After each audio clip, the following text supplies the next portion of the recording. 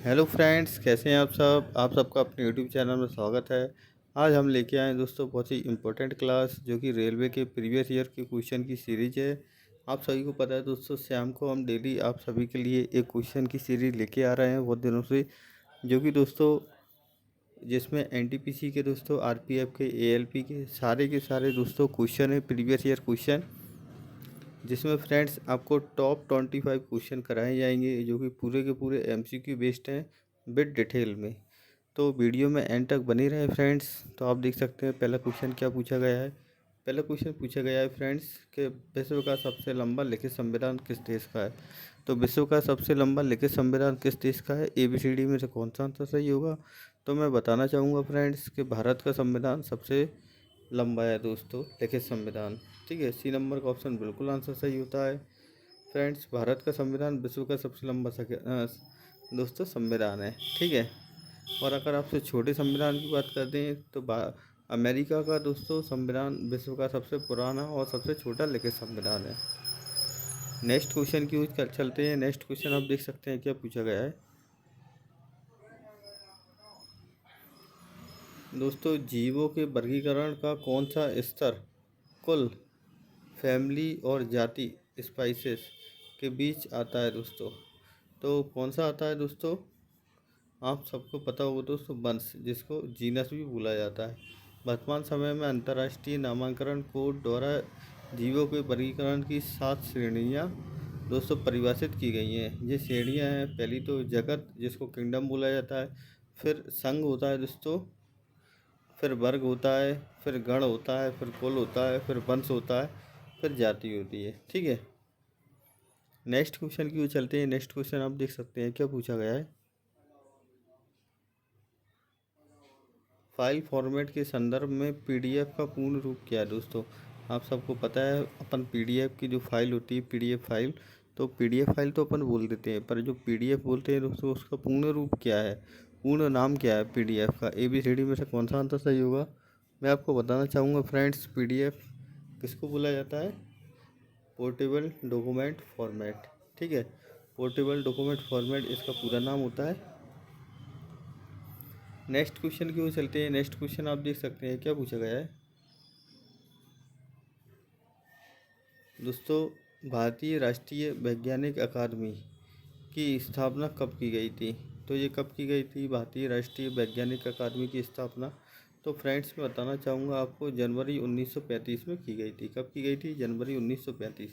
भारतीय राष्ट्रीय वैज्ञानिक अकादमी, जिसको IN ऐसे बोला जाता है दोस्तों, की स्थापना जनवरी 1935 में भारत में विज्ञान को बढ़ावा देने की और मानवता और राष्ट्रीय कल्याण के लिए वैज्ञानिक ज्ञान के दोहन के उद्देश्य से की गई थी। ठीक फ्रेंड्स, नेक्स्ट क्वेश्चन की ओर चलते हैं। नेक्स्ट क्वेश्चन आप देख सकते हैं क्या पूछा गया है।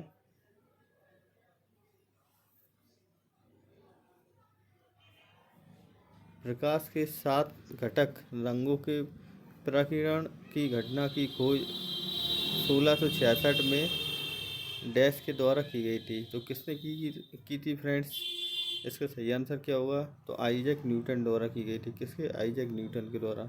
तो प्रकाश के 7 घटक रंगों में प्रकीर्णन की घटना की खोज 1666 में आइजैक न्यूटन द्वारा की गई थी। उन्होंने खोज की सफ़ेद प्रकाश की एक किरण शीशे के प्रिज्म के माध्यम से गुजरने के बाद 7 रंगों में विभाजित हो जाती है। यह रंग है दोस्तों बैगनी, इंडिगो, नीला, हरा, पीला, नारंगी और लाल, जिसको विबग्योर भी बोला जाता है। अगर आपको याद करना है शॉर्ट में तो विबग्योर से आप याद कर सकते हैं। नेक्स्ट क्वेश्चन आप देख सकते हैं क्या पूछा गया है। प्रका प्रकाश के 7 रंग की दोस्तों ये तो अपन ने करा दिया। अगला क्वेश्चन आप देख सकते हैं क्या पूछा गया है। इंदिरा गांधी नहर कमान क्षेत्र को पूर्व में किस नाम से जाना जाता था। तो दोस्तों जो इंदिरा गांधी नहर है, जो आपको पता ही होगा, तो ये कहाँ पर स्थित है, राजस्थान में स्थित है, इसलिए इसको क्या बोला जाता था, राजस्थान कैनाल। ये नंबर का ऑप्शन बिल्कुल आंसर सही होगा। नेक्स्ट क्वेश्चन की ओर चलते हैं। अगला क्वेश्चन आप देख सकते हैं क्या पूछा गया है।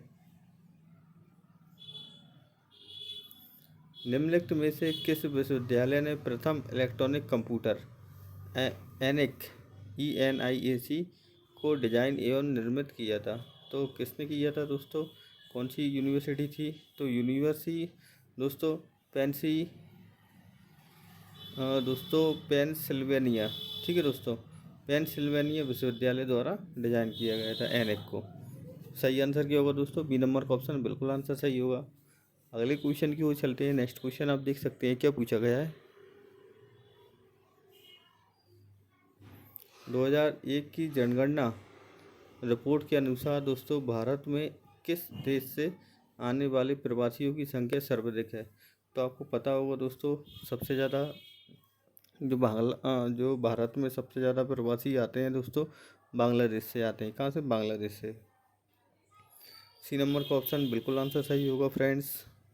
अभी आपको पता ही होगा दोस्तों, बांग्लादेश में बहुत अभी दंगा भी हुआ था हाल फिलहाल में, वहाँ के राष्ट्रपति और पूरी सरकार बदल गई थी फ्रेंड्स। तो वहाँ से अभी भी हाल फिलहाल में बहुत सारे प्रवासी आए थे तो फ्रेंड्स, इसलिए आपको सोचना चाहिए बांग्लादेश का सही आंसर होगा।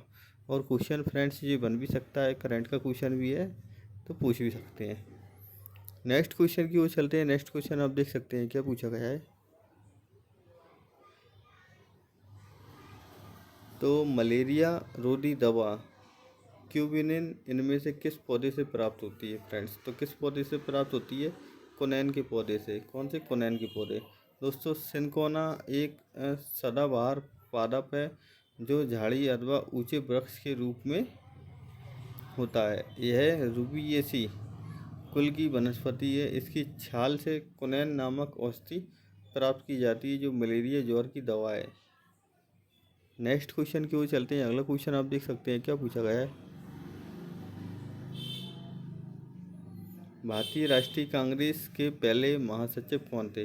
तो भारतीय राष्ट्रीय कांग्रेस के पहले महासचिव कौन थे? आपको पता ही है दोस्तों, ए.ओ. ह्यूम थे। कौन थे? ए.ओ. ह्यूम। सी नंबर का ऑप्शन बिल्कुल आंसर सही होगा। भारतीय राष्ट्रीय कांग्रेस की स्थापना दोस्तों 1885 ईस्वी में दोस्तों वायसराय लॉर्ड डफरिन के शासनकाल में एक सेवानिवृत्त सिविल सर्वेंट ए.ओ. ह्यूम के द्वारा की गई थी। ए.ओ. ह्यूम को भारतीय राष्ट्रीय कांग्रेस के पिता और जन्मदाता भी कहा जाता है। ये भारतीय राष्ट्रीय कांग्रेस के प्रथम महासचिव भी थे। नेक्स्ट क्वेश्चन की ओर चलते हैं। नेक्स्ट क्वेश्चन आप देख सकते हैं क्या पूछा गया है। फ्रेंड्स अक्टूबर 2020 तक प्राप्त जानकारी के अनुसार मंगल ग्रह के कितने चंद्रमा हैं? तो इसका सही आंसर क्या होगा दोस्तों? तो आपको बताना चाहूँगा, जो मंगल ग्रह के दोस्तों जो मून्स हैं कितने हैं? तो 2। कौन कौन से हैं? फोबस और डीमोस। आपने उपग्रह इसका नाम सुना ही होगा, मंगल ग्रह के बहुत फेमस उपग्रह हैं। कौन कौन से? फोबस और डीमोस। ठीक है दोस्तों, फोबस और डीमोस। और मंगल ग्रह को दोस्तों लाल ग्रह भी बोला जाता है, रेड प्लेनेट। इसका रंग लाल किस कारण है फ्रेंड्स? बहुत बार क्वेश्चन पूछा जाता है, मंगल ग्रह का जो रंग लाल है वो किस कारण है? तो किस कारण है? आयरन ऑक्साइड के कारण है। ठीक है दोस्तों। सौरमंडल का सबसे बड़ा ज्वालामुखी ओलंपियाड्स मॉन्स एवं सौरमंडल का सबसे ऊंचा पर्वत निक्स ओलंपिया जो माउंट एवरेस्ट से 3 गुना अधिक ऊंचा है, इसी ग्रह पर स्थित है। ठीक है। अगले क्वेश्चन की ओर चलते हैं। नेक्स्ट क्वेश्चन आप देख सकते हैं क्या पूछा गया है। उत्तर भारतीय वाद्य यंत्र नगाड़ा के दोस्तों समकक्ष दक्षिण भारतीय वाद्य यंत्र कौन सा है? तो नगाड़ा जो दोस्तों उत्तर भारतीय वाद्य यंत्र है, उसके समकालीन दक्षिण भारतीय वाद्य यंत्र कौन सा है? तो दोस्तों कौन सा है? छेंदा। कौन सा? छेंदा। नेक्स्ट क्वेश्चन की ओर चलते हैं। नेक्स्ट क्वेश्चन आप देख सकते हैं क्या पूछा गया है। निम्नलिखित में से कौन सा वन्यजीव अभ्यारण्य गोवा में स्थित है दोस्तों? तो गोवा में कौन सा वन्यजीव अभ्यारण्य है? तो ABCD में से कौन सा आंसर सही होगा? बताना चाहूँगा दोस्तों, भगवान महावीर वन्यजीव अभ्यारण्य स्थित है। ठीक है, गोवा में। बी नंबर का ऑप्शन बिल्कुल आंसर सही होता है आपका। अगले क्वेश्चन की ओर चलते हैं। नेक्स्ट क्वेश्चन आप देख सकते हैं क्या पूछा गया है।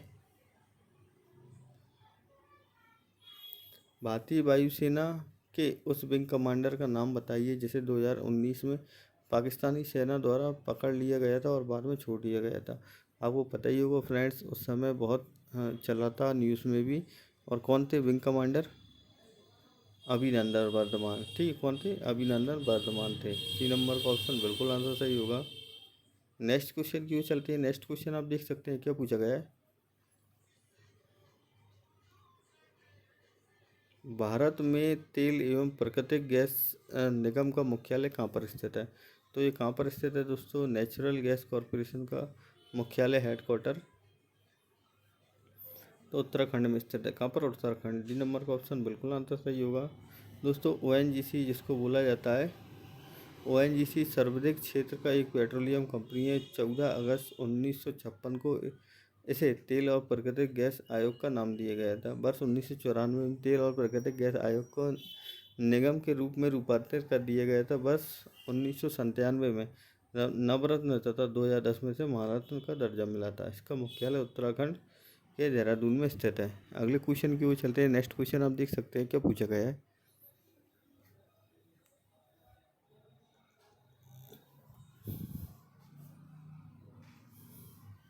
मुंबई के निकट दोस्तों एलिफेंटा की गुफाएं डैश में स्थित मंदिर को समर्पित है। दोस्तों मुंबई के निकट जो एलिफेंटा की गुफाएं हैं उसमें दोस्तों मंदिर है। किसको समर्पित है वो मंदिर?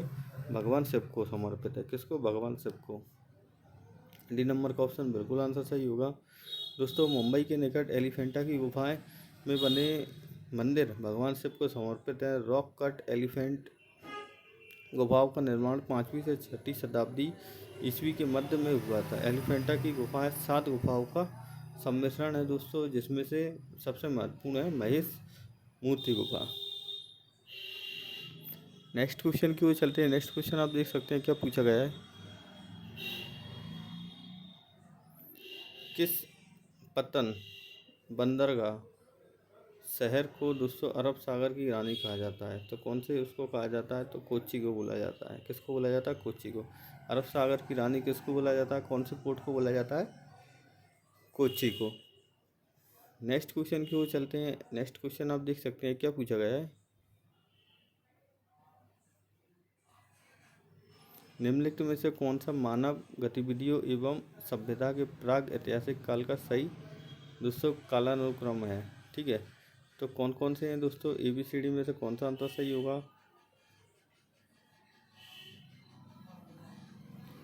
तो दोस्तों जो प्राग ऐतिहासिक काल हैं दोस्तों उसमें से कौन कौन से हैं? ABCD में से कौन सा आंसर सही होगा आपका? इसका सही आंसर क्या होगा फ्रेंड्स? ए नंबर का ऑप्शन इसका बिल्कुल आंसर सही होता है। तो फ्रेंड्स कौन कौन से हैं? पुरापाषाण काल, मध्य पाषाण काल और नवपाषाण काल। ठीक है, ए नंबर का ऑप्शन बिल्कुल सही होता है। अगले क्वेश्चन की ओर चलते हैं। नेक्स्ट क्वेश्चन आप देख सकते हैं क्या पूछा गया है। भारत के अलावा इनमें से किस देश का राष्ट्रीय खेल मैदानी हॉकी है फ्रेंड्स? तो कौन सा है दोस्तों? भारत के अलावा भारत का भी दोस्तों राष्ट्रीय खेल हॉकी है और पाकिस्तान का भी है। ठीक है, बी नंबर का ऑप्शन बिल्कुल आंसर सही होगा। पाकिस्तान का राष्ट्रीय खेल फील्ड हॉकी है। ठीक है, विश्व की लोकप्रिय खेलों में से एक हॉकी भारत का भी राष्ट्रीय खेल है। बांग्लादेश का राष्ट्रीय खेल कबड्डी है। नेपाल का राष्ट्रीय खेल वॉलीबॉल है। अगले क्वेश्चन की ओर चलते हैं। नेक्स्ट क्वेश्चन आप देख सकते हैं क्या पूछा गया है। भारत का एकमात्र सक्रिय ज्वालामुखी कहाँ पर स्थित है? तो कौन सा है दोस्तों? आपने सुना ही होगा, बैरनदीप। कौन सा है? बैरनदीप। बी नंबर का ऑप्शन आपका बिल्कुल आंसर सही होता है। भारत का एकमात्र सक्रिय ज्वालामुखी बैरनदीप है। बैरनदीप भारत का एकमात्र सक्रिय ज्वालामुखी है। यह लगभग 3 किलोमीटर में फैला है। यहाँ का ज्वालामुखी 28 मई 2005 को फटा था। तब से अब तक इसमें लावा निकल रहा है। यह अंडमान निकोबार द्वीप समूह की राजधानी पोर्ट ब्लेयर से लगभग 140 किलोमीटर उत्तर पूर्व के बंगाल खाड़ी में स्थित है। नेक्स्ट क्वेश्चन की ओर चलते हैं। नेक्स्ट क्वेश्चन आप देख सकते हैं क्या पूछा गया है। जिस सहायक संधि के आधार पर ब्रिटिश अपनी पूरी शक्ति का प्रयोग करके बाह्य एवं आंतरिक खतरों से भारतीय रियासतों की सुरक्षा करने के लिए जिम्मेदार थे, वह किसके द्वारा प्रतिपादित की गई थी? तो फ्रेंड्स वो लॉर्ड वेलेस्ली के द्वारा की गई थी। ठीक है, सी नंबर का ऑप्शन बिल्कुल आंसर सही होगा। भारत में अंग्रेजों के विस्तार के लिए वेलेस्ली ने सहायक संधि का प्रयोग किया था। लॉर्ड वेलेस्ली की सहायक संधि को स्वीकार करने वाले प्रथम भारतीय शासक हैदराबाद के निजाम थे। निजाम ने सन 1798 में लॉर्ड वेलेस्ली की सहायक संधि को स्वीकार किया था। नेक्स्ट क्वेश्चन की ओर चलते हैं। नेक्स्ट क्वेश्चन आप देख सकते हैं क्या पूछा गया है। निम्न में से 31 मई 2019 को भारत का वित्त मंत्री नियुक्त किया गया था। किसको किया गया था दोस्तों? निर्मला सीतारमन। ठीक है दोस्तों, ए नंबर का ऑप्शन बिल्कुल आंसर सही होगा। हाल फिलहाल में ही, वर्तमान में भी कौन है दोस्तों? निर्मला सीतारमन ही भारत की वित्त मंत्री हैं। नेक्स्ट क्वेश्चन की ओर चलते हैं। नेक्स्ट क्वेश्चन आप देख सकते हैं क्या पूछा गया है। चंद्रमा को अपनी धुरी पर एक चक्कर पूरा करने में कितने दिन लगते हैं फ्रेंड्स? तो कितना दिन लगता है? 27.3 पृथ्वी दिवस लगते हैं। ठीक है, पृथ्वी से चंद्रमा की दूरी कितनी है दोस्तों? 3,84,403 किलोमीटर है। यह पृथ्वी के व्यास का 30 गुना है। चंद्रमा पर गुरुत्वाकर्षण पृथ्वी से 1/6 है दोस्तों। यह पृथ्वी की परिक्रमा 27.3 दिन में पूरा करता है और अपने अक्ष के चारों ओर एक पूरा चक्कर भी 27.3 दिन में ही लगाता है। नेक्स्ट क्वेश्चन की ओर चलते हैं। अगला क्वेश्चन आप देख सकते हैं क्या पूछा गया है। दोस्तों कल मैंने आपसे क्वेश्चन ऑफ द डे पूछा था, एक क्वेश्चन, उसका आंसर आपने बताया भी था दोस्तों। इसका आंसर क्या है फ्रेंड्स? निम्नलिखित में से कौन सा कर शुल्क जीएसटी के अंतर्गत नहीं आता? तो फ्रेंड्स कौन सा कर शुल्क है जो जीएसटी के अंतर्गत नहीं आता? तो स्टाम्प ड्यूटी है। कौन सी स्टाम्प ड्यूटी? बी नंबर का ऑप्शन इसका बिल्कुल आंसर सही होगा। नेक्स्ट क्वेश्चन की ओर चलते हैं अपन। अगला क्वेश्चन आप देख सकते हैं क्या पूछा गया है। क्वेश्चन ऑफ द डे के तौर पे दोस्तों आज का आंसर आपको कमेंट बॉक्स में देना है। क्या है क्वेश्चन? भारतीय संविधान को कब अंगीकृत किया गया था दोस्तों? इसका आंसर क्वेश्चन देना है आपको कमेंट बॉक्स में देना है। Thank you so much friend, हमारी वीडियो देखने के लिए। हमारे चैनल को सब्सक्राइब करें, वीडियो को लाइक करें। Thank you so much.